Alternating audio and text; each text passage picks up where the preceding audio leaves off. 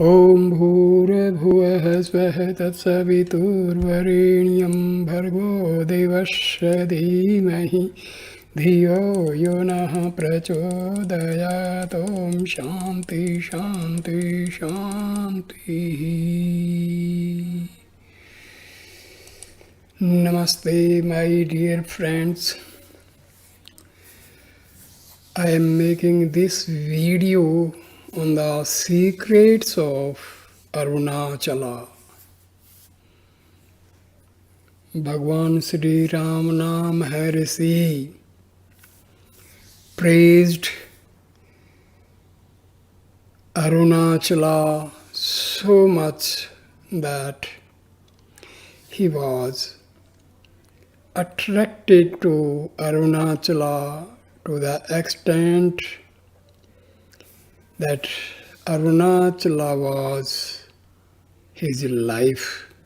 Arunachala was his guru. Arunachala was his preceptor. He did not leave Arunachala even for a minute after he arrived in Tiruvannamalai at the age of 16. So let us see the secrets of Arunachala.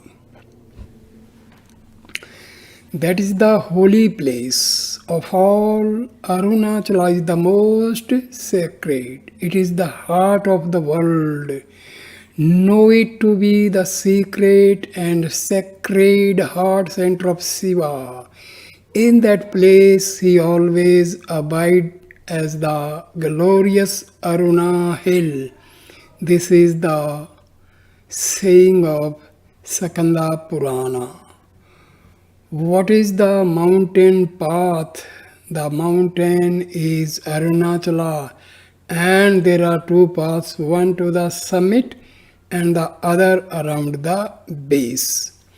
Arunachala shines as Paramatma, the Supreme Self made manifest and Self of all creatures. Not only man but gods and heavenly beings. The same Self was Bhagwan Ramana, who declared, Arunachala is myself. This implies that he, being the Self, is not any of the three bodies, gross, subtle, or causal, pertaining to the three states of waking, dream, and deep sleep, but is the self-aware witness of all three. In that supreme state, he is the screen on which the cinema show of name and form is projected. He is also the light by which it is revealed, and the person who sees it, he is Arunachala, the Self of all. We have seen him here on earth as Bhagwan Sri Ramana Maharshi, the great path maker. In the days when he lived in a cave on the hill, we used to climb only to where he was, Veru Paksha Kava, or the mango grove, or Sakandasram, whichever it was, for he was both the path and the goal, and there was no other happiness comparable to being with him and absorbing the radiance of grace that flowed forth from him. On the path to the summit, starting from the northern Gopuram or tower of the great temple, or from a small village opposite the hospital at the southeast of the hill, the first landmark is Guhae Nam Shivaya Cave, the abode of the famous Guru, who had an even more famous disciple also called Nama Shivaya. This disciple he sent to Chidambaram to found his own center. There, Disciple became known as Guru Nama Sivaya, while his Guru was called Guhai Nama Sivaya. Proceeding further, we come to Virupaksha cave, which was already famous before Sri Ramana sanctified by his abode. It is named after the great master Virupaksha, who lived there and who is said on death to have converted his body into a Vibhuti Lingam, a lingam of sacred ashes. There is a small shrine to him there. The cave is said to be in the form of Om, and it is said that sitting silent in it on hear the sound of Om.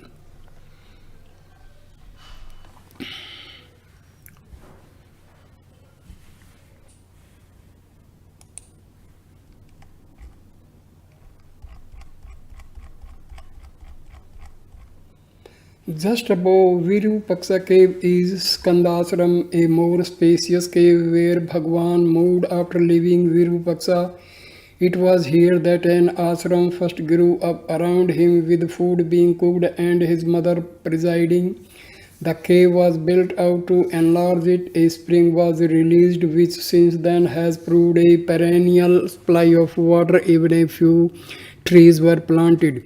The ashram now maintains Sankandashram and keeps a caretaker there, and it is one of the places that devotees must visit.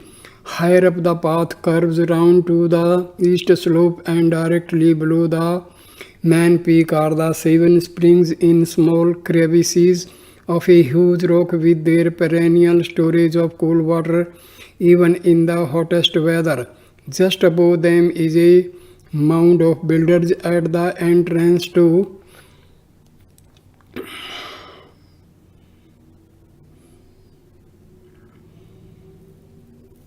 a deep cool cave. Bhagwan often sat there with his devotees. Saints and rishis have lived there in past. From here up to the main peak is a steep climb, and indeed may take as long as the whole climb from Virupaksa to the 7 springs. At last we reach the summit, where is a large flat stone with enormous rock cut fit on it. It is here that the huge cauldron is placed every year at the festival of Kartikeya, about when a beacon of ghee, clarified butter brought by devotees, is lit, visible far around. What is the significance of the feet? How obviously they are the feet of Arunachala. You go to the top and you find they are the feet. Because in Arunachala, the Supreme, there is neither top nor bottom, there are no parts, there is just wholeness. Also, because what is highest in the principle is lowest in manifestation. The first is last and the last first. On the northern slope, far from the past, is the place where Aruna Griswara, the great Siddha Purusha, the spirit of Arunachala, abides under an enormous banyan tree. And it should be mentioned that it is this says God in the form of Arunachala, who is worshipped in the great temple in Tiruvannamalai. There is an ancient legend that anyone who can find his way to this eternal sage or spirit in his almost inaccessible abode will receive realization.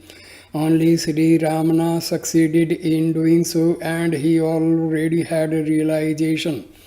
Can one see in it a symbol of the direct path of self-enquiry, which had been withdrawn from use in our spiritually dark age, and which Bhagwan Sri Ramana brought down from its inaccessible retreat to his ashram at the foot of the hill, making it accessible to all, so that none now need to seek the ancient Siddha Purusha.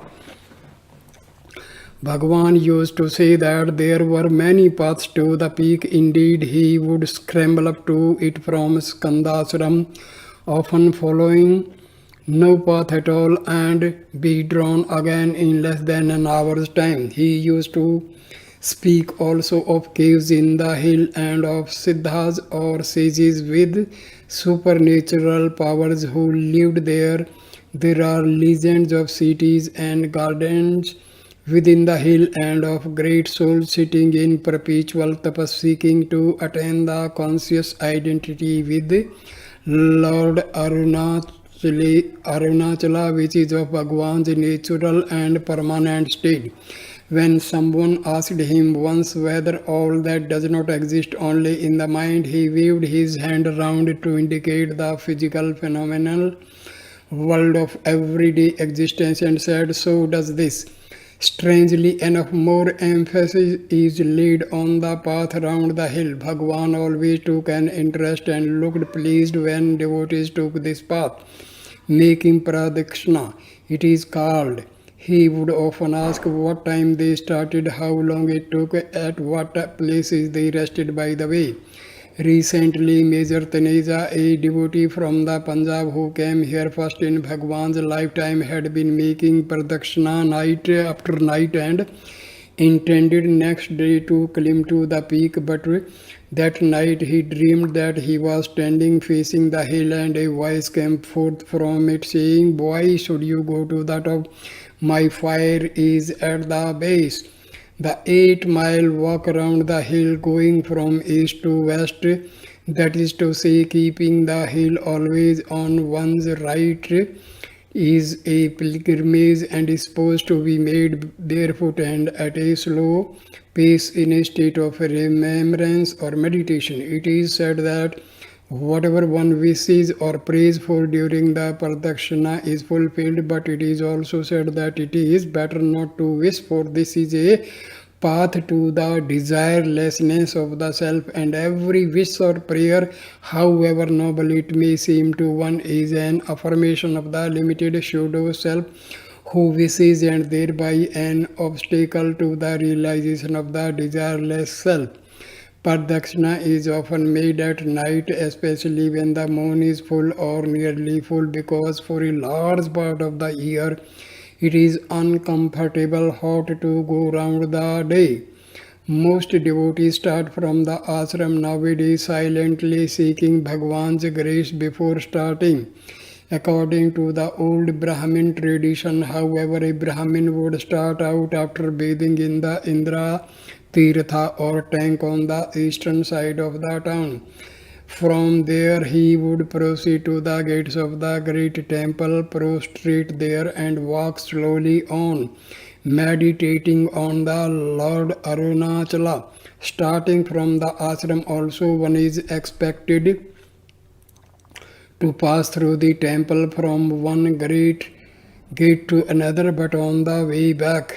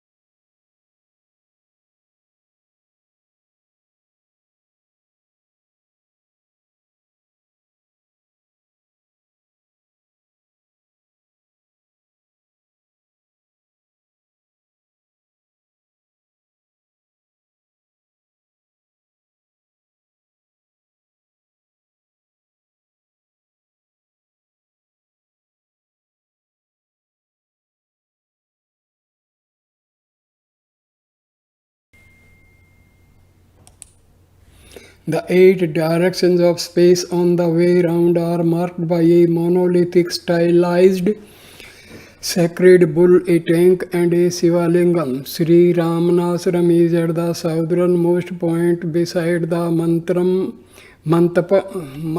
Mantapam or diminutive chapel of Dakshinamurti. In Hindu mythology Dakshinamurti, and one interpretation of the name is the southward facing is Shiva manifested as a youth surrounded by elderly disciples and teaching them in silence.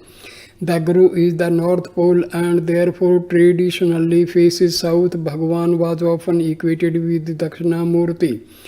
Due west is the sacred tank and lingam of Arunachala, that is to say, of Uma, the consort of Shiva, who came down on earth to make tapas on Arunachala.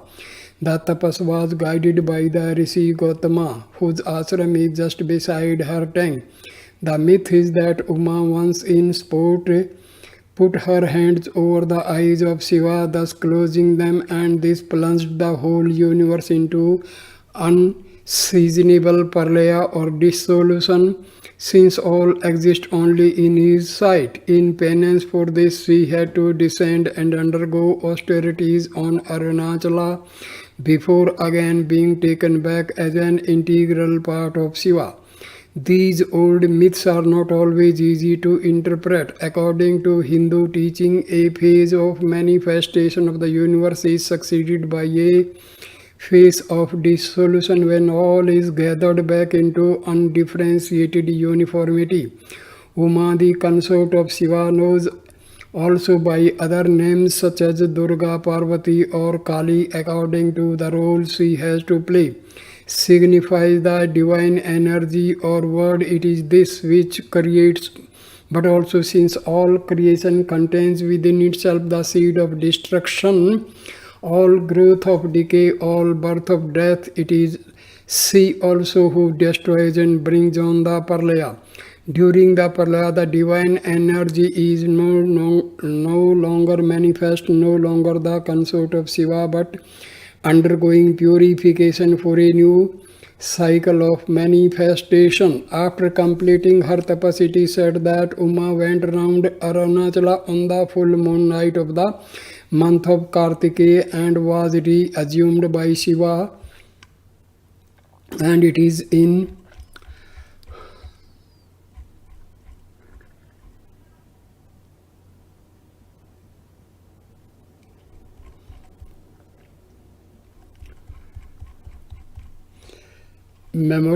memoration of this that the beacon is now lit on the mountain peak every year at this date. After completing her tapas, it is said that Uma went round Arunachala on the full moon night of the month of Kartikeya and was reassumed by Shiva, and it is in commemoration of this that the beacon is now lit on the mountain peak every year at this date.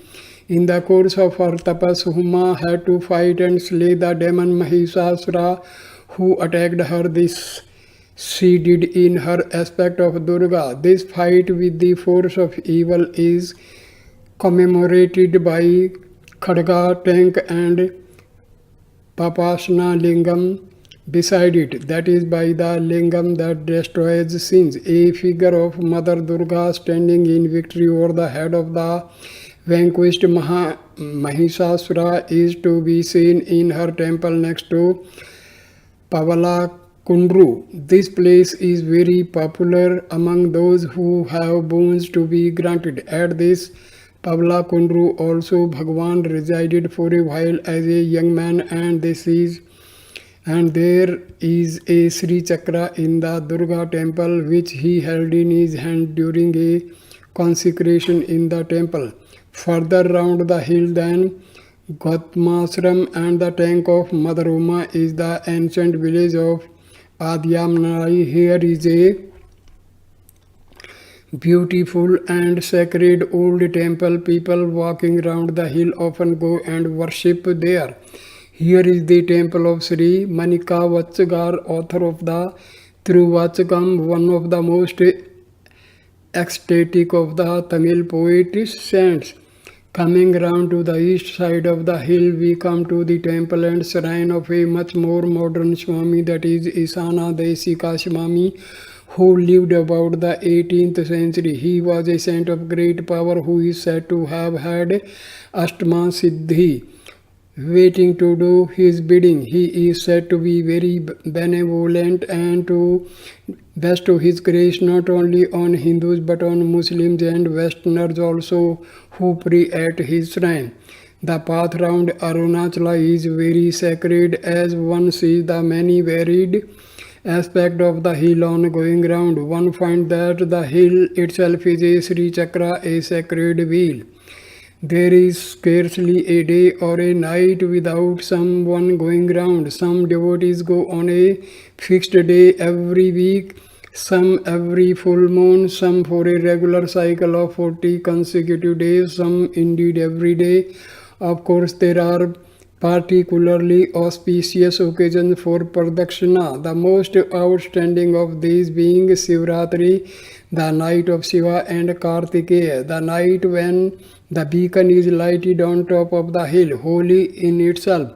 The path is made more holy still by all the great saints and rishis who have trodden it, even by Mother Uma herself, and in recent times by Bhagwan Sri Ramana Maharshi, who, as long as health and vigor listed, often went round, sometimes alone, sometimes with a whole body of devotees. It is said that the pilgrim is accompanied by an invisible host of devas and rishis. This outwardly, inwardly, the mountain path is the path laid down for us by Bhagwan Sri Ramana Maharshi, the path of self-inquiry, the path leading to the experience I am the Atma. I am not the experience, I am the Atma, I am not the perishable body. How is this experience to be come by? By the grace of the Guru. So the Guru is both the way and the goal. Arunachala is open to all on whom its grace has descended and is the same as Ramanachala. May Sri Ramana Arunachala cut the note of our primal ignorance and lead us by his path to our final. So dear friends, this was the secrets of Arunachala. So thank you for watching this video. Please share, comment and like the video and subscribe my channel. Thank you my dear friend. Namaskar. Namaskar.